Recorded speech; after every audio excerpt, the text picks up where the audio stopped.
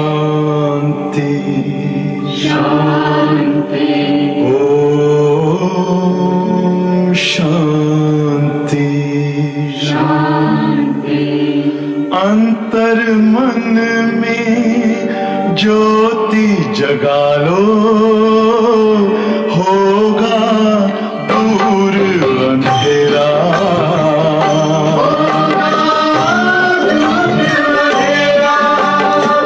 शिव का कर लो ध्यान, आ रहा पावन पुण्य सवेरा।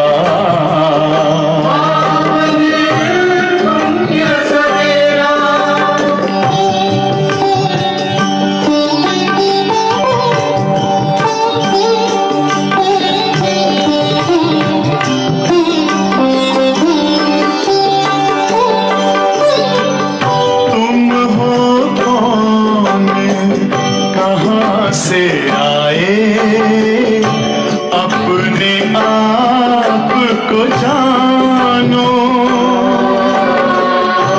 राजयोग के द्वारा अपना परम पिता पहचानो। इसी राजपथ पर चलकर पालो अपना बसेरा।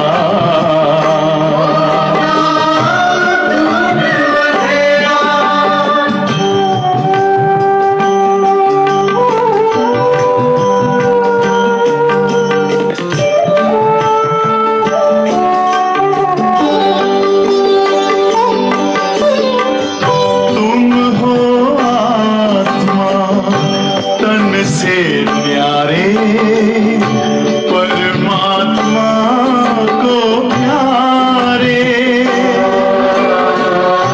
दिव्य गुणों को धारण करके योगी बनो दुलारे।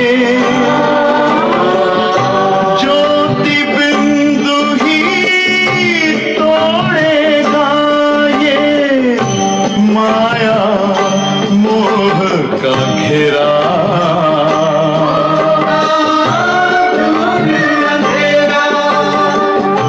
अंतर मन में ज्योति जगा लो, होगा दूर अंधेरा।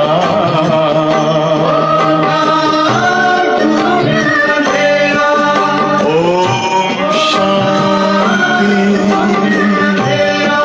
ओम शांति ओम शांति।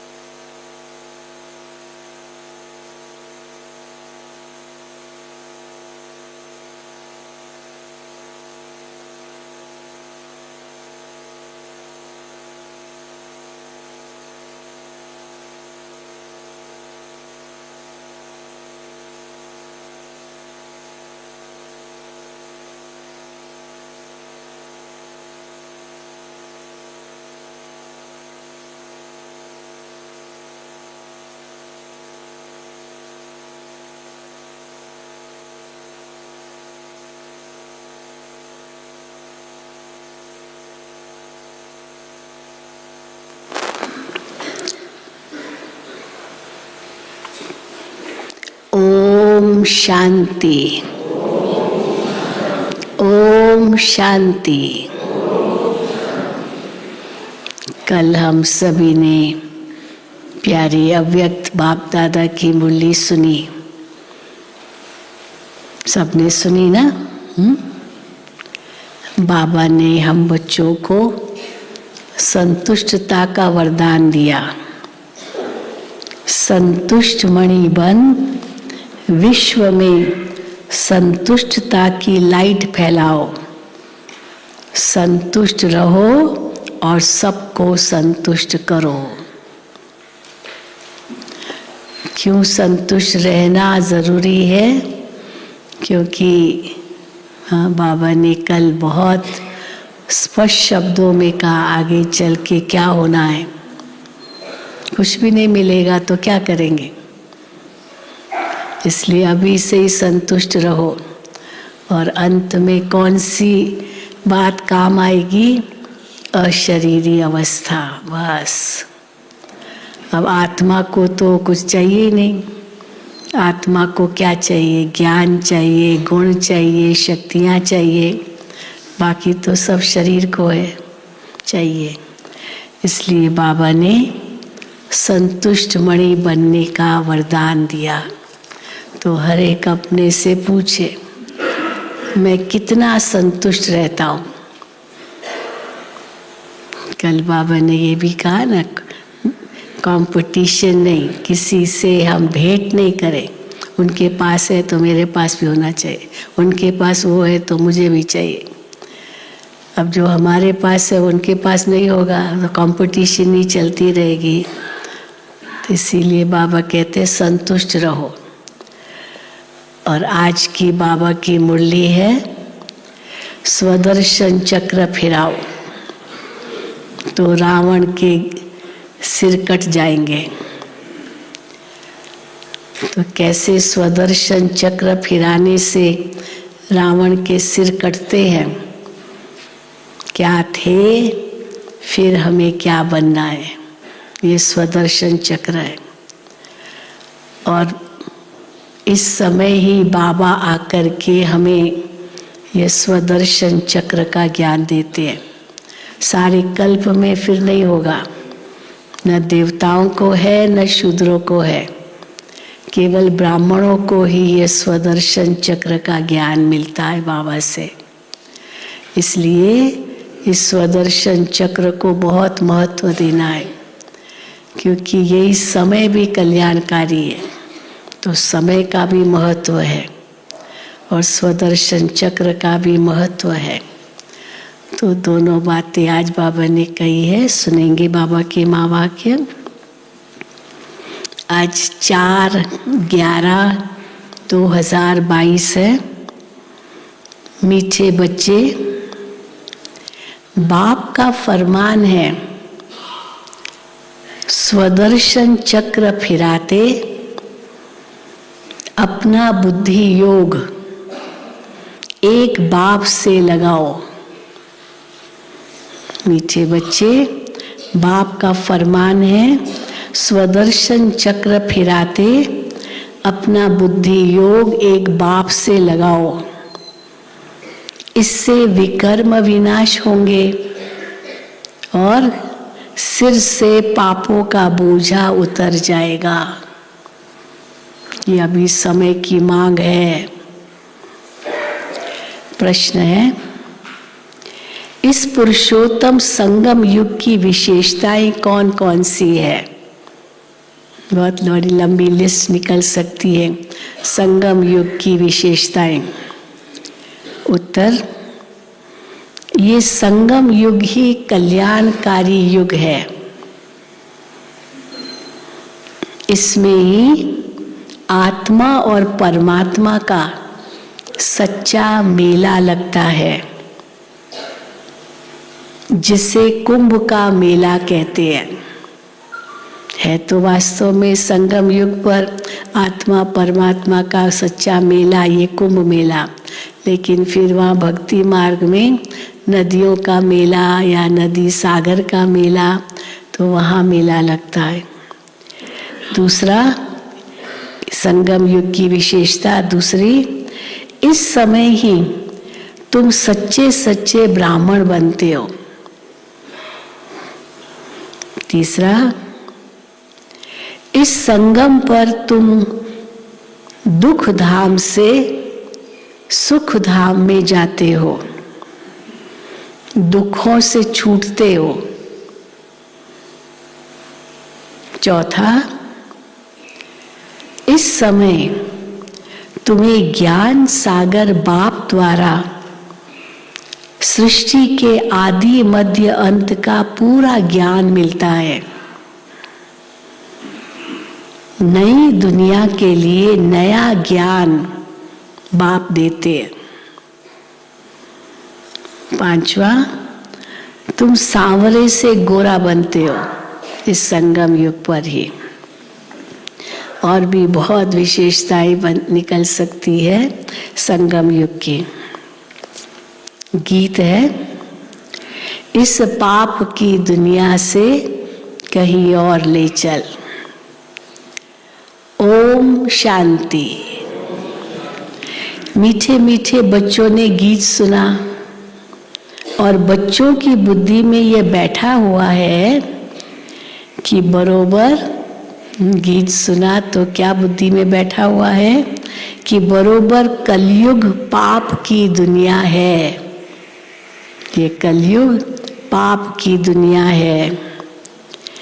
इस समय सब पाप ही करते रहते हैं, क्योंकि जब तक आत्मा का ज्ञान नहीं है तब तक तो देह अभिमान है, और देह अभिमान में जो भी कर्म करेंगे वो पाप के खाते में जाते हैं।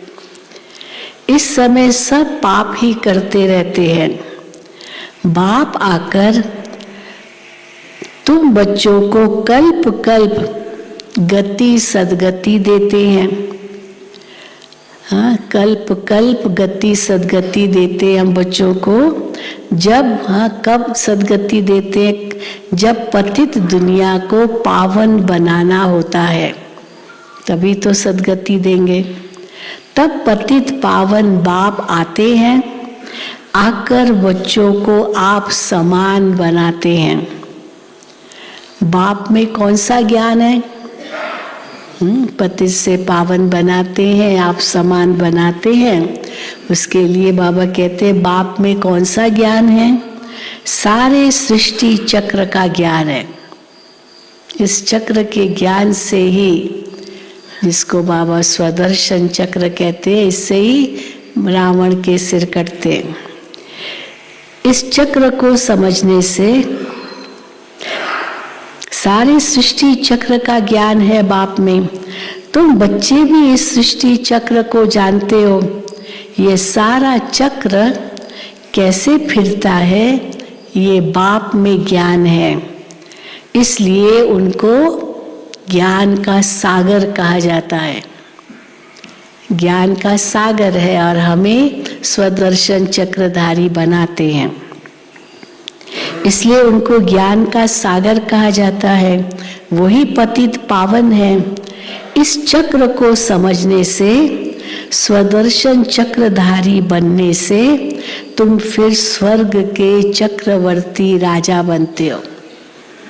ये भी लिस्ट बन सकती है। जैसे संगम युग की विशेषताएं, वैसे स्वदर्शन चक्रधारी बनने से क्या क्या लाभ होते हैं। तो बाबा कहते हैं इस चक्र को समझने से, स्वदर्शन चक्रधारी बनने से तुम फिर स्वर्ग के चक्रवर्ती राजा बनते हो।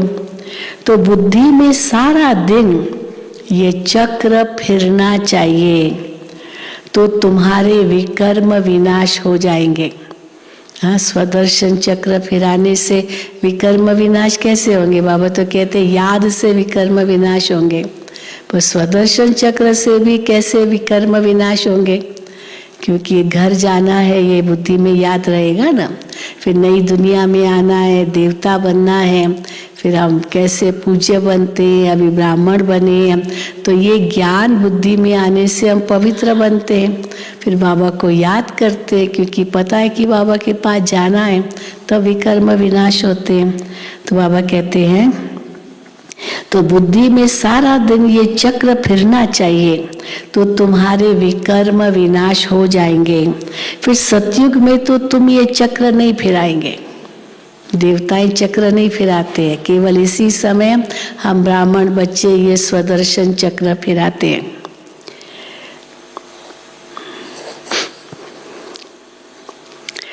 तो बाबा कहते हैं सतयुग में तो तुम ये चक्र नहीं फिराएंगे, वहां स्व अर्थात आत्मा को सृष्टि चक्र का ज्ञान नहीं होता।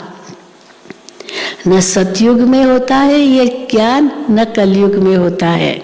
ये ज्ञान सिर्फ संगम युग पर ही तुमको मिलता है। संगम की बहुत महिमा है। कुंभ का मेला करते हैं ना, वास्तव में ये है कुंभ मेला सच्चा कौन सा? ये है ज्ञान सागर और नदियों का मेला, अर्थात परम आत्मा और आत्माओं का मेला। वो कुंभ का मेला तो भक्ति मार्ग का है। ये आत्मा और परमात्मा का मेला इस सुहावने कल्याणकारी संगम युग पर ही होता है, जबकि तुम दुखों से छूट सुख में जाते हो। इसलिए बाप को दुख हरता सुख करता कहा जाता है। संगम युग पर ही ये मेला होता है, और क्योंकि वो दुख हरता सुख करता बाप मिलता है, फिर हम दुख से सुख में जाते हैं। आधा कल्प सुख और आधा कल्प दुख चलता है। दिन और रात आधा आधा है।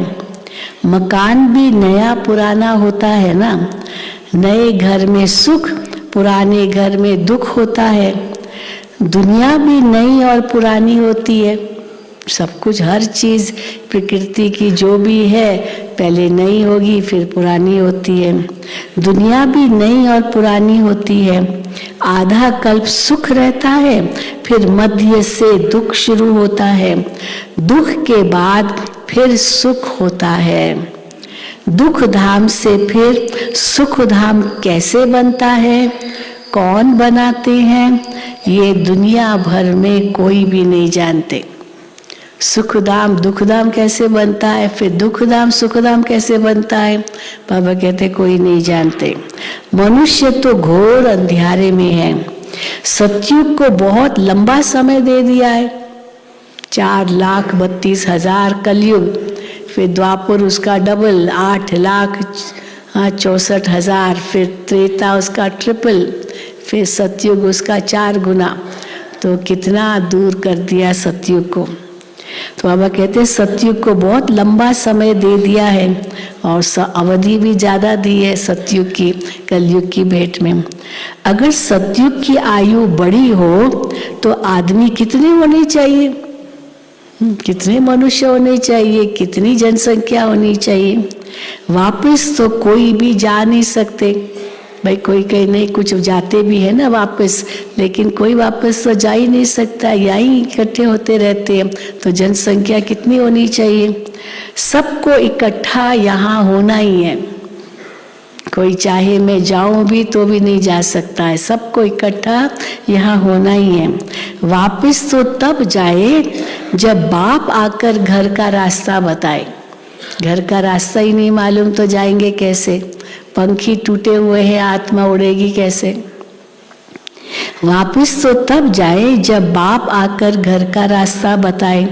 इतनी सब आत्माओं को बाप संगम युग पर आकर पूरा रास्ता बताते हैं। तुम जानते हो हम 84 जन्मों का चक्र लगाकर आए हैं। सतयुग त्रेता में हमने कितने जन्म लिए हैं, वहाँ कितने वर्ष कौन कौन राज्य करते हैं, सारा तुम्हारी बुद्धि में है।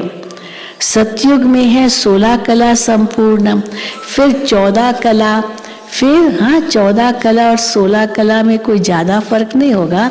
इसीलिए वहाँ बाबा कहते हैं उतरती कला तो द्वापर से शुरू होती है। वहाँ 1-2 कदम नीचे उतरे तो फिर भी ऊंचे तो है ही है, फिर और जल्दी जल्दी द्वापर से नीचे उतरते आते। तो सतयुग में है 16 कला संपूर्ण, फिर 14 कला, फिर उतरती कला होती है। इस समय बहुत दुख है, दुख होता ही है पुरानी दुनिया में। सतयुग को नई दुनिया, कलयुग को पुरानी दुनिया कहा जाता है। अभी है संगम, तो हम कौन सी दुनिया में खड़े हैं, पुरानी दुनिया में या नई दुनिया में? हाँ, हम क्या कहेंगे, संगम। हमारे लिए नई दुनिया आ रही है, पुरानी दुनिया को विदाई दे दी है। अभी है संगम, अब पुरानी दुनिया का विनाश होता है, बाप नई दुनिया बना रहे हैं। हाँ, खुशी होती है ना, बाबा हमारे लिए नई दुनिया बना रहे हैं। तुम पुरानी दुनिया से निकल जाए नए घर में बैठेंगे, तुम कहेंगे हम नए घर के लिए पुरुषार्थ कर रहे हैं कि हम नई दुनिया में ऊंच पद पाएं। बाप सिर्फ कहते हैं मुझे याद करो, और कोई तकलीफ तो देते नहीं है बाबा। हाँ, क्यों बाबा कहते कोई तकलीफ नहीं देते? क्योंकि भक्ति मार्ग में जितनी तकलीफें उठाई, उसकी भेंट में तो ज्ञान मार्ग में तो कोई तकलीफ नहीं है। इसलिए बाबा कहते बाबा कोई तकलीफ नहीं देते। कैसे भी टाइम निकाल फरमान मानना चाहिए, बस ये जरूर बाबा ध्यान खिंचवाते। समय नहीं है, ये नहीं है, वो नहीं है, बहाने नहीं चलेंगे। समय निकाल, बाबा कहते टाइम निकाल, फरमान मानना चाहिए जो बाबा कहते हैं। परंतु माया ऐसी है जो फरमान मानने नहीं देती है, बाप से बुद्धि योग लगाने नहीं देती है। परंतु तुम बच्चों ने कल्प पहले भी पुरुषार्थ कर इस माया रूपी रावण पर जीत पाई है, तब तो सत्युग की स्थापना होती है। कल पहले भी सत्युग की स्थापना हुई थी, इस अभी भी होगी, तो आपने जरूर पाई है विजय, भले माया कितना भी आपको सताए। तो बाबा कहते हैं परंतु तुम बच्चों ने कल्प पहले भी पुरुषार्थ कर इस माया रूपी रावण पर जीत पाई है, तब तो सत्युग की स्थापना होती है। जितना जो मददगार बनता है उनको उतना इजाफा भी मिलता है, वो प्राइज भी मिलती है, वह उनको कई स्कॉलरशिप मिलती है, बहुत सारी उनको बहुत कुछ मिलता है। तो बाबा कहते हैं जितना जो मददगार बनता है उनको उतना इजाफा भी मिलता है, हाँ प्राइज मिलेगी उसकी। तो बच्चों को ये नॉलेज मित्र संबंधियों को भी देनी है। बाप का फरमान है कि मुझे याद करो, क्योंकि आधा कल्प के विकर्मों का बोझा सिर पर है, उनको भस्म करने का और कोई उपाय नहीं सिवाय याद के। है ही दो उपाय, या तो याद है या तो सजा है, और कोई उपाय नहीं है विकर्म विनाश करने के लिए। उनको भस्म करने का कोई उपाय नहीं सिवाय याद के। भल गंगा जमुना को पतित पावनी कहते हैं, समझते हैं हम पावन हो जाएंगे, परंतु पानी से तो पाप कैसे कटेंगे? पानी से, कल भी बाबा ने बताया, पानी से कैसे पाप कटेंगे? ये है पतित दुनिया। तब सब पुकारते हैं, हे पतित पावन आकर सतयुग की स्थापना करो। हे पतित पावन आकर सतयुग की स्थापना करो। सो तो सिवाय बाप के कोई स्थापन कर न सके सतयुग की। तो ये है नई दुनिया के लिए नया ज्ञान। सतयुग है नई दुनिया, तो नई दुनिया के लिए नया ज्ञान चाहिए। तो ये है नई दुनिया के लिए नया ज्ञान, और देने वाला एक ही बाप है। श्री कृष्ण ने ये ज्ञान नहीं दिया। श्री कृष्ण को पतित पावन भी नहीं कहा जाता है। पतित पावन तो एक ही परम पिता परमात्मा है जो पुनर्जन्म रहित है। अब तुम जानते हो श्री कृष्णपुरी को ही दूसरा नाम क्या देंगे? श्री कृष्णपुरी को दूसरा नाम क्या देंगे? विष्णुपुरी। वही विष्णुपुरी है। तो श्री कृष्णपुरी को ही विष्णुपुरी कहा जाता है। श्री कृष्ण की राजधानी अपनी, राधे की राजधानी अपनी, उनकी फिर अपनी उनकी फिर आपस में सगाई होती है। हाँ, अपनी अपनी राजधानी में है दोनों, फिर उनकी सगाई होती है। राधे कृष्ण कोई बहन भाई नहीं थे। बहन भाई की तो आपस में शादी नहीं होती है। अब तुम्हारी बुद्धि में ये बातें टपकती रहती है, टपकती रहती है तो ये बातें सारी। पहले ये नहीं जानते थे, अब मालूम पड़ा है कि राधे कृष्ण ही फिर लक्ष्मी नारायण बनते हैं। स्वर्ग के महाराजा और महारानी, प्रिंस और प्रिंसेस राधे कृष्ण गाए हुए हैं। लक्ष्मी नारायण महाराजा महारानी और राधे कृष्ण प्रिंस प्रिंसेस। उनके माँ बाप का इतना मर्तबा नहीं है। ये क्यों हुआ? क्यों उनके माँ बाप का इतना मर्तबा नहीं है और श्री कृष्ण का मर्तबा बहुत है, राधे का मर्तबा बहुत है, उनके माँ बाप का तो पता ही नहीं राधे का। हाँ, राधे के माँ बाप का नाम बताते हैं, कृष्ण का तो चलो बताते। तो बाबा कहते हैं उनके माँ बाप का इतना ऊंचा मर्तबा नहीं है। ये क्यों हुआ? क्योंकि उनके माँ बाप कम पढ़े हुए हैं, कम पढ़े हुए हैं। हाँ, इतनी नहीं पढ़ाई की जो वो श्री कृष्ण बन सके, तो चलो माँ बाप तो बने। क्योंकि उनके माँ बाप कम पढ़े हुए हैं। राधे कृष्ण का जितना नाम है उनके माँ बाप का तो जैसे नाम ही नहीं है। वास्तव में जिसने जन्म दिया उनका नाम तो बहुत होना चाहिए, माँ बाप का नाम तो बहुत होना चाहिए ना, जिसने श्री कृष्ण को जन्म दिया। परंतु नहीं, राधे कृष्ण सबसे ऊंचे है, उनके ऊपर तो कोई है नहीं। इस सृष्टि पर सबसे ऊंच देवता रूप में श्री राधे श्री कृष्ण है, उनसे कोई ऊंचा नहीं।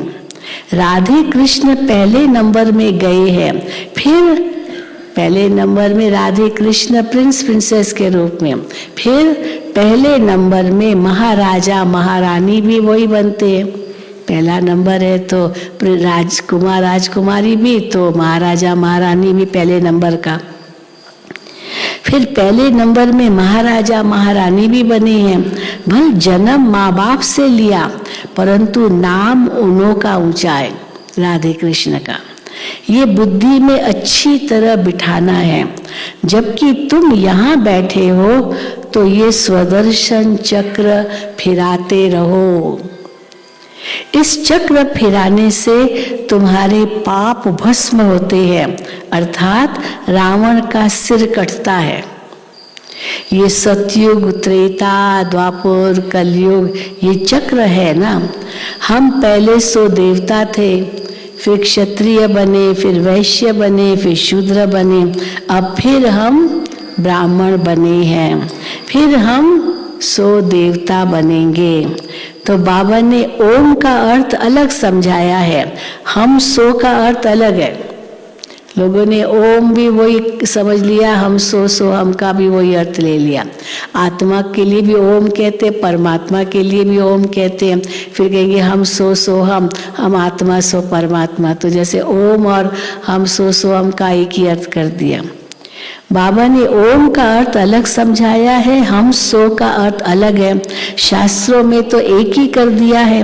वो समझते हैं ओम अर्थात हम आत्मा सो परमात्मा, परमात्मा सो आत्मा। अब ये हो गया, ये उल्टा हो गया। हम आत्मा सो परमात्मा, परमात्मा सो हम आत्मा, ये उल्टा हो गया। तो बाप समझाते हैं ओम का अर्थ क्या है, हम आत्मा हैं और हम परम पिता परमात्मा की संतान है। मैं भगवान, ये कोई ओम का अर्थ नहीं है। मैं ही भगवान हूँ, ये कोई ओम का अर्थ नहीं है। हम आत्मा तो निराकार है, हमारा बाप भी निराकार है, साकार शरीर का बाप भी साकार है। हम परमात्मा की संतान हैं तो हमको स्वर्ग की राजधानी जरूर चाहिए। परमात्मा स्वर्ग रचते हैं तो जरूर हमको स्वर्ग की राजधानी चाहिए। बाप हमको स्वर्ग का वर्षा देने आए हैं। रावण फिर आधा कल्प ये वर्षा चलता है, फिर क्या होता है, फिर रावण आधा कल्प के बाद श्राप देता है, तो तुम दुखी तमो प्रधान बन जाते हो। फिर बाप आकर, हाँ, शिव बाबा वर्षा देता है, फिर रावण आके श्राप देता है, फिर बाप आकर सुखी बनने का वर देते हैं। जैसे ये खेल है ना। फिर बाप आकर सुखी बनने का वर देते हैं, वरदान देते हैं। ऐसे नहीं कहते चिरंजीवी भव, चिरंजीवी भव, हाँ अमर भव, वो तो आत्मा है ही है, पर आखिर फिर भी शरीर तो छोड़ना होगा ना। तो ऐसे नहीं कहते चिरंजीवी भव, परंतु कहते हैं मुझे याद करो तो इस जन्म सहित जो भी जन्म जन्मांतर के पाप है वो भस्म हो जाएंगे। ये कहते हैं चिरंजीव भव। इस आयु, इस जीवन में थोड़ी कोई जरूरी है कि बहुत लंबी आयु हो, जल्दी भी शरीर छोड़ सकते हैं ना। फिर अगले जन्म में फिर बाबा के बच्चे बन के आते हैं, कई ऐसे छोटे छोटे बच्चे आते हैं। तो इसीलिए ऐसे नहीं ब्राह्मण बने माना बहुत बड़ी आयु हो जाएगी हमारी, ऐसी बात नहीं है। परंतु हाँ, भविष्य में जरूर बहुत बड़ी आयु होगी, परंतु उसके लिए क्या करना पड़ेगा? मुझे याद करो तो इस जन्म सहित, इस जन्म के भी, इस जन्म सहित जो भी जन्म जन्मांतर के पाप हैं वो भस्म हो जाएंगे। इसको योग अग्नि कहा जाता है। जन्म जन्मांतर के पाप भस्म होते हैं योग से, याद से, इसी को योग अग्नि कहा जाता है। रावण राज्य में सबको पतित जरूर बनना है, अविश्यंभावी। ये हो नहीं सकता है कि पावन ही रहे सारा कल्प, पतित जरूर बनना है। पतित और पावन आत्मा बनती है, परमात्मा तो सदैव पावन है, वो सबको पावन बनाते हैं। हाँ, क्योंकि पतित से पावन कौन बना सकता है? जो खुद पतित से पावन बन रहा है वो नहीं बना सकता है, जो सदा पावन है वही पावन बना सकता है। तो बाबा कहते हैं रावण राज्य में सबको पतित जरूर बनना है, पतित और पावन आत्मा बनती है, परमात्मा तो सदैव पावन है, वो सबको पावन बनाते हैं, पतित बनाते हैं रावण। सतयुग में विकार होते नहीं, वो है, हाँ सतयुग क्या है? वहाँ विकार नहीं होते, इसीलिए वो क्या है सतयुग? संपूर्ण निर्विकारी दुनिया। तब तो देवताओं के आगे जाकर गाते हैं आप सर्वगुण संपन्न हो। ये महिमा शिव के आगे नहीं गाएंगे। आप सर्वगुण संपन्न हो, 16 कला संपूर्ण हो, संपूर्ण निर्विकारी हो, मर्यादा पुरुषोत्तम हो, ये महिमा शिव बाबा की नहीं है। शिव बाबा की महिमा तो अलग है ना, ज्ञान का सागर है, शांति का सागर है। तो बाबा कहते हैं ये आप सर्वगुण संपन्न, ये महिमा शिव के आगे नहीं गाएंगे। देवताएं जो पावन है सो पतित बनते हैं, वो सर्वगुण संपन्न भी बनते हैं, फिर सर्वगुण अपूर्ण भी बनते हैं। तो इसलिए बाबा कहते हैं ये देवताओं के लिए गायन है। परमात्मा तो न सर्वगुण संपन्न बनता है न कोई कलाहीन बनता है। तो बाबा कहते हैं देवताएं जो पावन है सो पतित बनते हैं, यह खेल है। बस इसको क्यों शब्द नहीं कहो, क्यों पतित बनते हैं, सदा पावन क्यों नहीं रहते? बाबा कहते हैं ये खेल है, क्योंकि जो आत्माएं जन्म लेती जाएगी तो फर्क तो पड़ेगा ना, पावन से पतित तो जरूर बनेंगे। इसलिए खेल है ये, शरीर लेना फिर त्यागना, लेना त्यागना, तो इससे आत्मा पतित बनती है। तो बाबा कहते हैं पतित, हाँ पतित और पावन आत्मा बनती है। सॉरी, ये खेल है। बाप सुख धाम बनाते हैं, शिव को बाप कहते हैं। शालिग्राम अलग है, शिव अलग है। शिव परमात्मा की यादगार और शालिग्राम आत्माओं की यादगार। शिव को बाप कहते हैं, शालिग्राम अलग है। रुद्र यज्ञ में एक बड़ा लिंग बनाते हैं, बाकी छोटे छोटे शालिग्राम बनाते हैं। हम आत्मा 84 जन्म लेते हैं। दूसरे धर्म वालों के लिए 84 जन्म नहीं कहेंगे। सिख धर्म वाले 500 वर्ष में कितने जन्म लेते होंगे? अभी 550 कहते हैं गुरु नानक का जन्मदिन। तो सिख धर्म वाले 500 वर्ष में कितने जन्म लेते होंगे, हम कितने लेते हैं, ये बाप समझाते हैं। ब्राह्मणों की ही चोटी मशहूर है। सच्चे ब्राह्मण होते ही है, कहाँ होते हैं सच्चे ब्राह्मण, कहाँ होते, संगम युग पर। सच्चे ब्राह्मण होते ही है संगम युग पर। ये कल्याणकारी युग है, यहाँ ही तुम सबका कल्याण होता है। रावण अकल्याण करते हैं और बाप आकर कल्याण करते हैं, बिल्कुल अपोजिट। रावण वर देते हैं, राम वर देते हैं और रावण श्राप देते हैं। राम सुख देते हैं, रावण दुख देते हैं। हाँ, बाबा कहते हैं राम कल्याण करते हैं और रावण अकल्याण करते हैं। तो बाप की मत पर चल कल्याण करना चाहिए ना, अपना भी और दूसरों का भी। श्रीमत शिव भगवानुवाच, शिव बाबा जन्म नहीं लेते हैं। तो कैसे आते हैं शिव बाबा, जन्म नहीं लेते हैं लेकिन प्रवेश करते हैं। तो जन्म शब्द नहीं कहेंगे शिव बाबा के लिए, प्रवेश कहेंगे, अलौकिक जन्म कहेंगे, क्योंकि आते हैं। परंतु बाबा कहते फिर मरण नहीं है, क्योंकि जन्म कहें तो फिर मरण भी चाहिए। तो बाबा कहते हैं वो प्रवेश करते हैं। जन्म तब कहें, जन्म कब कहेंगे, जन्म तब कहें जब फिर पालना लेवे। हाँ, गर्भ में प्रवेश हो, माँ के गर्भ में, फिर उनसे जन्म लेवे, फिर माँ की पालना लेवे, तब कहेंगे जन्म। जन्म तब कहे जब पालना लेवे। वो कभी पालना तो लेते नहीं है, सिर्फ कहते हैं मेरी श्री मत पर चलो, स्वर्ग के तुम मालिक बनो। मुझे तो बनना नहीं है, शिव बाबा को स्वर्ग का मालिक नहीं बनना है। मैं तो अभोक्ता हूँ। स्वर्ग भोगना ये भी आत्माओं के लिए, शिव बाबा अभोक्ता है तो इसलिए स्वर्ग भी नहीं भोगता है। तुम तो समझना चाहिए बाबा हम आत्माओं को समझा रहे हैं। आत्मा ही समझती है ना, आत्मा ही बैरिस्टर इंजीनियर बनती है। मैं फलाना हूँ, ये किसने कहा, मैं डॉक्टर हूँ, मैं इंजीनियर हूँ, मैं बैरिस्टर हूँ, पर ये कहा किसने, शरीर थोड़ी कहेगा मैं डॉक्टर हूँ, बैरिस्टर हूँ, इंजीनियर हूँ। मैं फलाना हूँ, ये आत्मा ने कहा ना।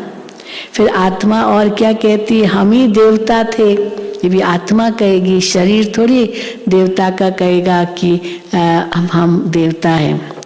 आत्मा ने कहा हम देवता थे, फिर हम 8 जन्म बाद क्षत्रिय बने, फिर 12 जन्म लिए, फिर मैं पतित बनता हूँ। आत्मा फिर कहती मैं पतित बनती हूँ। अब बाप कहते हैं बच्चे आत्म अभिमानी भव। अब ये समझने की बातें, क्यों बाबा को कहना पड़ता आत्म अभिमानी भव, क्योंकि देह अभिमान में आने से पतित बने। तो बाबा कहते ये समझने की बातें हैं। आत्मा कहती है हम सतयुग में थे तो महान आत्मा थे, महान आत्मा थे, फिर कलयुग में आए तो महान आत्मा से क्या बन गए, महान पाप आत्मा बन गए। वहाँ महान पुण्य आत्मा थे, महान देव आत्मा थे, फिर महान पाप आत्मा बने। तो कलयुग में फिर महान पाप आत्मा है। सबसे महान ते महान कौन है, सबसे महान ते महान, महान आत्मा है एक परमात्मा जो सदैव पवित्र है। यहाँ तो मनुष्य सदैव पवित्र नहीं रहते, सदैव पवित्र तो सुख धाम में रहते हैं। या कोई भी किसी को महात्मा तो कह देते हैं, लेकिन शरीर तो विश्व की पैदाइश है। तो इसीलिए बाबा कहते हैं जो सचमुच महान आत्माएं हैं वो तो देवताएं हैं जो सतयुग में हैं। तो बाबा कहते हैं तो महान आत्मा एक परमात्मा है जो सबसे ऊंचा परम आत्मा, जो सदैव पवित्र है। यहाँ तो मनुष्य सदैव पवित्र नहीं रहते, सदैव पवित्र तो सुखधाम में रहते हैं। त्रेता में भी कुछ कला कम हो जाती है, अभी हमारी चढ़ती कला है, हम स्वर्ग के मालिक बनते हैं। नशा चढ़ता है ना, कुछ भी कभी भी थोड़ा नशा कम हो तो याद करो हम कौन क्या बनते हैं, हम स्वर्ग के मालिक बनते हैं। फिर त्रेता में आएंगे तो 2 कला कम हो जाएगी, फिर द्वापर में 5 विकारों का ग्रहण लगने से काले होते जाते हैं। अभी फिर भी 8 तारीख को फिर चंद्र ग्रहण आ रहा है, तो अभी सूर्य ग्रहण हुआ, अभी चंद्र ग्रहण आ रहा है 15 दिन के अंदर ही। तो बाबा कहते हैं 2 कला कम हो जाएगी, फिर द्वापर में 5 विकारों का ग्रहण लगने से काले होते जाते हैं। अभी बाप कहते हैं इन 5 विकारों का दान दो तो ग्रहण उतर जाए, फिर तुम सतयुगी संपूर्ण देवता बन जाएंगे। पहले पहले क्या करो, 5 विकारों का दान दो तो संपूर्ण बाबा कहते देवता बन जाएंगे। पर पहले पहले क्या दान दो, सबसे पहला दान कौन सा बाबा मांगते हैं? सबसे पहले दे अभिमान छोड़ो, दे अभिमान। हाँ, ये सबसे पहले, सबसे लास्ट नहीं। ये और विकार छूटेंगे ही नहीं जब तक दे अभिमान नहीं छूटा है। अगर दे अभिमान नहीं छूटा और हम सोचेंगे मैं काम को जीतूं, नहीं जीत पाएंगे, क्रोध को जीतूं, नहीं जीत पाएंगे। दे अभिमान छूटे तो ये 5 विकार अपने आप छूट जाएंगे। तो बाबा कहते हैं पहले पहले दे अभिमान छोड़ो, काम विकार का दान दो, अंत में आकर नष्टो मोहा बनना होता है। अंत में बिल्कुल मोह नष्ट कंप्लीट, कोई देहधारी याद नहीं, एकदम स्मृति लब्धा। तो बाबा कहते अंत में आकर नष्टो मोहा बनना होता है। अभी तुम आत्माओं को स्मृति आई है, कौन सी स्मृति आई है? स्मृति लब्धा बनना है ना। तो अभी तुम आत्माओं को स्मृति आई है कि हमने बरोबर 84 जन्म भोगे हैं। द्वापर से रावण ने श्रापित किया है, इसलिए सब दुखी है। क्या द्वापर के राजा रानी आदि बीमार नहीं पड़ते होंगे? जरूर, द्वापर युग शुरू होते ही बीमारियां भी शुरू हो जाती है, लेकिन ऐसी दवाई नहीं, एलोपैथी दवाइयां नहीं होगी द्वापर युग में। बस जड़ी बूटी जरा सी होगी, ठीक हो जाते थे। कोई ऑपरेशन थोड़ी इतना होता होगा। ये कलयुग अंत में ये सब चतियां लगती रहती है शरीरों को। तो इसीलिए बाबा कहते हैं तो बीमार तो जरूर पड़ते होंगे, क्योंकि कोई भी कर्म पाप का किया तो उसका फल तो मिलता है ना। तो बाबा कहते हैं क्या द्वापर के राजा रानी आदि बीमार नहीं पड़ते होंगे? ये भी तो दुख हुआ ना। अब सर्दी आई, जुकाम आया, हाँ जुकाम आया, जरा सा एक छींक मारी, अरे विदेशों में तो कहेंगे ओ हाँ ब्लेस यू, सीधा बोल देंगे ब्लेस यू। हाँ, हमको छींक आई तो दूसरा हमको कहेगा ब्लेस यू। तो मैंने पूछा ब्लेस यू क्यों कहते? तो छींक तो एक नेचुरल चीज है। तो कहा नहीं, ये एक बड़ी बीमारी का संकेत है। छींक आना माना ये कोई बड़ी बीमारी आने वाली होगी ना, तो पहले छींक आती है, उसके बाद फिर और बीमारियां आती है। इसलिए ब्लेस यू, पहले ही आपको ब्लेस करते हैं ताकि कोई ऐसी बड़ी बीमारी ना आए। तो बाबा कहते हैं तो ये भी दुख हुआ ना, ये है ही दुख की दुनिया, सतयुग ही है सुख धाम। तो भगवान की श्रीमत माननी चाहिए ना। मुझे याद करो कितनी बड़ी श्रीमत भगवान देते हैं, दे अभिमान छोड़ो, कितनी बड़ी श्रीमत है। तो बाबा कहते हैं ये श्रीमत माननी चाहिए ना। बेहद के बाप की जो मत नहीं मानते, बाबा ने उनको बहुत कड़ा टाइटल दिया है, जो बेहद के बाप की मत नहीं मानते उन्हें महान कपूत कहा जाता है। बाबा की श्रीमत मानते ही नहीं है तो क्या हुआ? महान कपूत माना जाता है। कपूत बच्चे को बाप से क्या वर्षा मिलेगा? कपूत को तो वर्षा मिलेगा नहीं। बाप कहेगा अगर बाप की कमाई बच्चे को देनी है, दादे की कमाई तो चलो पोता हक कर के लेगा, भले कपूत भी क्यों ना हो, क्योंकि दादा की कमाई है। लेकिन अगर बाप की कमाई है, पिता ने कमाया है, तो कपूत को क्यों देगा? वो कहेगा मैं तो सपूत बेटे को ही दूंगा, मैं तुमको 10 दूंगा तुम 1 करोगे, तो कपूत को नहीं देगा। इसलिए वो हक भी नहीं लगा सकता, क्योंकि बाप की अपनी कमाई है। तो बाबा कहते हैं कपूत बच्चे को बाप से क्या वर्षा मिलेगा? सपूत बच्चे वर्षा भी अच्छा लेते हैं। हाँ, जो खुद ही बाप उनके नाम पर कर देगा, बच्चा कहे या न कहे, पर सपूत है, आज्ञाकारी है और पिता की आज्ञाओं पर चलने वाला, उनके कदम पर कदम रखने वाला, तो बच्चे को कहने की भी जरूरत नहीं है कि मुझे वर्षा दो, पिता अपने आप बच्चे को देगा। तो बाबा कहते हैं कपूत बच्चे को बाप से क्या वर्षा मिलेगा? सपूत बच्चे वर्षा भी अच्छा लेते हैं, जो खुद पवित्र बन औरों को बनाते हैं। ये है सपूत बच्चे जो खुद पवित्र बन औरों को बनाते हैं।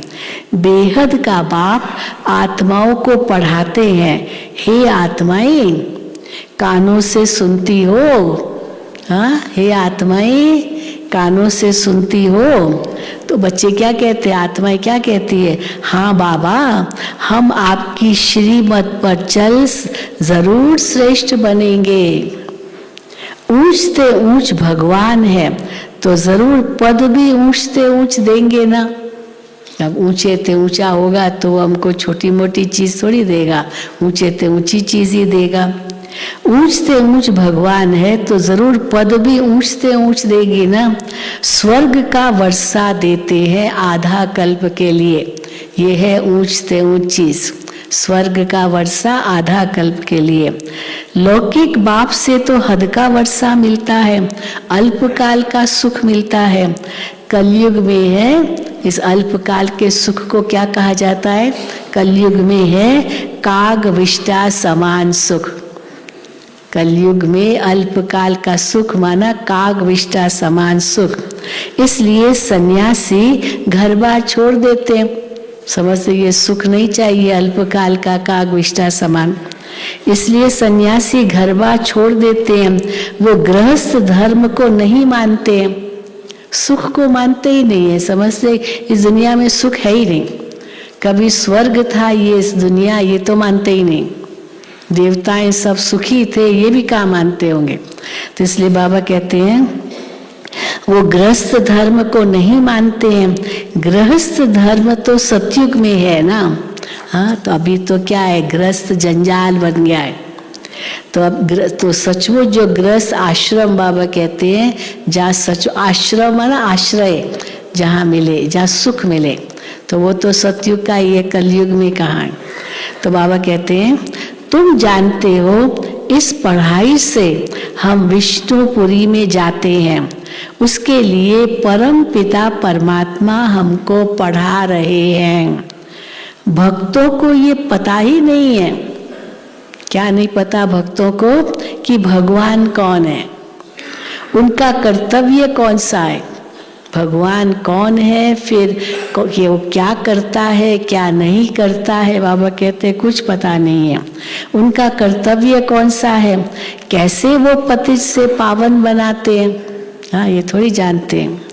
कैसे वो पतित से पावन बनाते हैं, हाँ अगर वो कहे भी ना वो पतित पावन है, ये उनका कर्तव्य है, लेकिन कैसे बनाते हैं ये थोड़ी बता सकेंगे।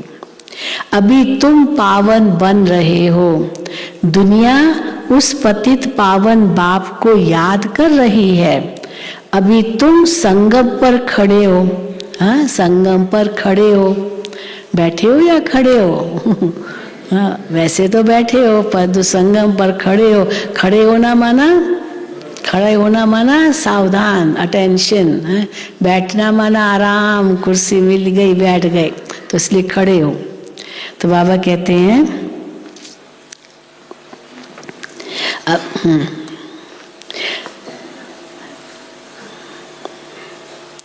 तो अभी तुम संगम युग पर खड़े हो, बाकी सब कलयुग में है, वो बैठे हैं। आराम से। कलयुग तो अभी लाखों साल और है, ये कह रहे हैं। तो अभी तुम खड़े हो, तो बाकी सब कलयुग में हैं। वो समझते हैं कि कलयुग तो अर्जुन बच्चा है। तुम जानते हो कि कलयुग का अब विनाश होने पर है। अब तुम्हें सतयुग में जाना है। बाप ने तुम्हें स्मृति दिलाई है। आ गई ना स्मृति, हमको सतयुग में जाना है। मैं कल्प कल्प तुमको वर्षा देता हूँ, तो वर्षा पूरा लेना चाहिए ना। हाँ, पूरा लेना चाहिए वर्षा, की नहीं लेना चाहिए। मैं आया हूँ देने के लिए, तो वर्षा पूरा लेना चाहिए ना।